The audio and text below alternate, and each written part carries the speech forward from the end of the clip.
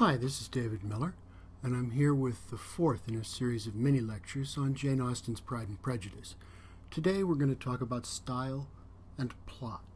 Before we get there, we'll start with a quick overview of the action in Volume 2.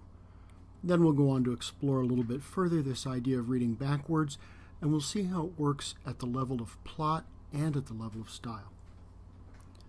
So let's start our overview by going back to the map.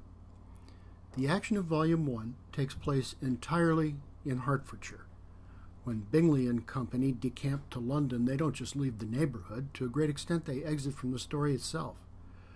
But Volume 2 moves the scene, first briefly to London, and then for 6 weeks to Hunsdon in the Shire of Kent.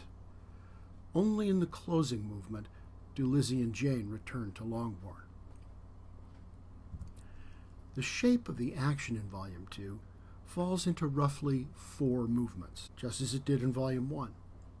There's an opening movement, chapters 1 to 4, in which Jane goes to London with Mrs. Bennet's brother and his wife, the Gardiners. Elizabeth and her companions stop to visit there on the way to see Charlotte and Mrs. Collins in Hunsford. The second and third movements take place there, partly at the parsonage, that's the Collinses' home, partly at Rosings, the grand house of Lady Catherine de Bourgh, and partly in Rosings Park, which is the demesne. You remember that word, don't you? Demesne, surrounding Lady Catherine's manor house.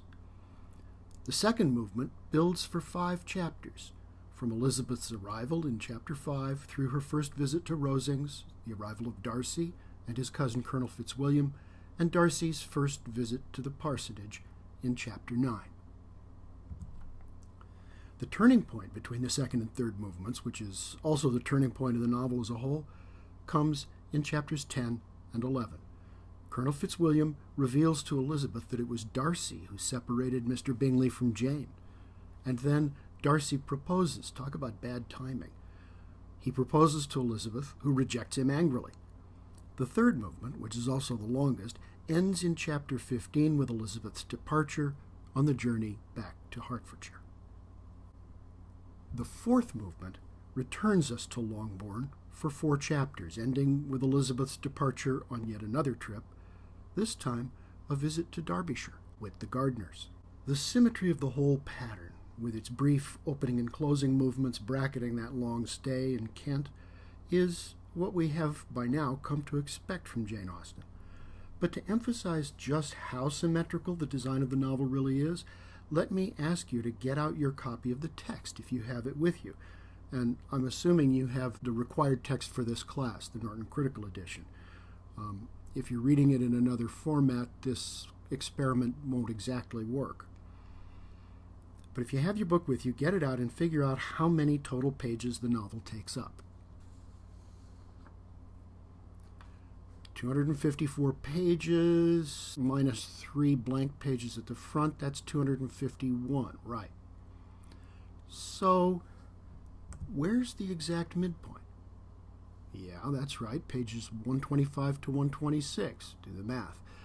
So take a look. What's happening there? You might want to pause the video while you take a look.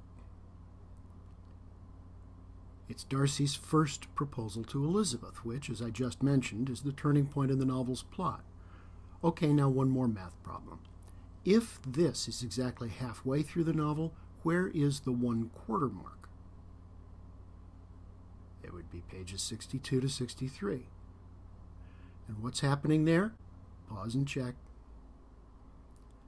That's right, it's Elizabeth's first dance with Darcy at the Netherfield ball, where he has surprised everyone by asking her to dance, and she, while they're dancing, upbraids him with his treatment of Mr. Wickham. This, of course, foreshadows the rejected marriage proposal and the angry accusations that follow. I emphasize the symmetry of the novel's design to show you how the qualities that mark Austen's style on a verbal level are evident as well in its narrative design. Remember that opening sentence that I diagrammed for you last week. It has balance and symmetry.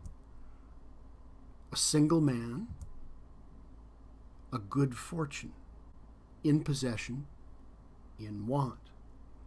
The parallelism here is part of the wit of the sentence as it plays off the possession of a fortune against the want of a wife. But the balance isn't static or schematic in any simple way either. The phrase a single man, for example, is balanced against a good fortune because they're both adjective-noun combinations.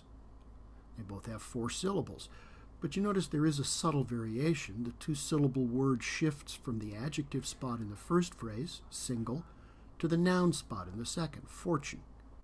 But a good fortune, which I said last week is the pivotal phrase in the sentence, is balanced in a different way against a wife because they're objects of the parallel verb phrases in possession of, in want of. But here you see the symmetry tips a little, for the wife has no adjective. She's not paired with anything except the verb want, to which she is linked by the alliteration of the W sound. This means that the sentence picks up speed at the end as it delivers the joke, and also that it reinforces the wife's relative poverty in the economic equation because it treats her as the accessory to a good fortune which she does not possess and leaves her bringing up the rear without so much as a modifier to her name. In these ways, of course, the sentence is inviting that backward reading I talked about last week. And here's that diagram again. You may notice that I've switched the left and right-hand columns.